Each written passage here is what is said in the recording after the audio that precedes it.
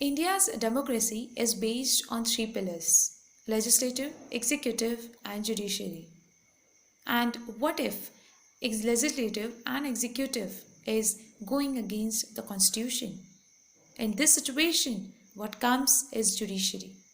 Good evening, friends. Today, the discussion topic is Judicial System of India. So, Judicial System of India, which is basically a watchdog for India's constitution, which makes sure that every citizen adding to the government should follow the rules and regulations made by India's constitution.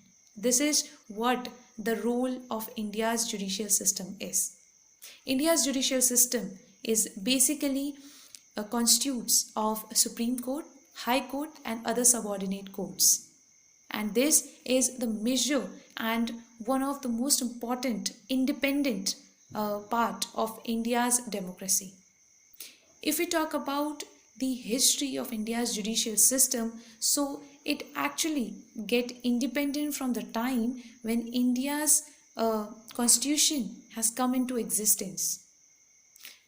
In constitution, our great and genius leaders have made a constitution in such a way that they have made sure that the judiciary should stay independent.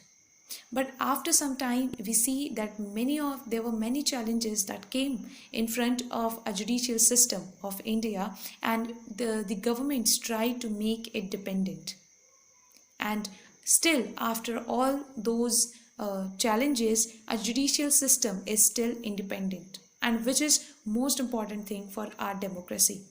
If India say it is secular, if India say it works on equality, then in this scenario, our judicial system should stay independent so that no one can dominate or no one can manipulate the rules and regulations and can work against India's basic structure. If we talk about India's judicial system, so it has many highlights in all these years.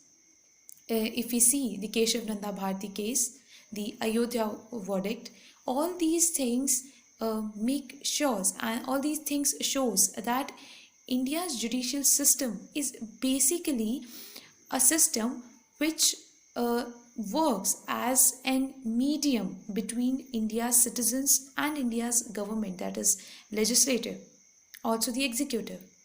In the situations when people go against the government, or the government makes some of the rules which are against the fundamental rights or the condition in our country, so in this scenario, judicial system come up as a savior. And that's the reason we see from past 2-3 years when there were different acts and rules have been made by our government, that in this time judicial system has come between as a mediator and has come up with the solutions. So this is the role of our judicial system. But the challenges that our judicial system is facing currently is that the lack of judges. We see that in India, in Supreme Court as well as in High Courts, we have very less amount of judges. And so this is one of the major challenge, because in India, with such a highly populated country, it is important for having a sufficient amount of judges, the one who are taking care of our democracy and our constitution.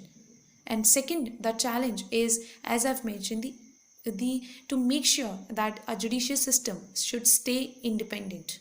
We have seen that in past, different governments have tried to invade the independency of our judicial system by coming up with different rules regarding the collegium, the way which Supreme Court select, the procedure from which Supreme Court select the judges as well as the High Court judges. So in this, government has tried to intervene, but as India, the judicial system's independency is the most important thing. So these things has been these has been demolished. So these are the challenges that our judicial system is facing currently.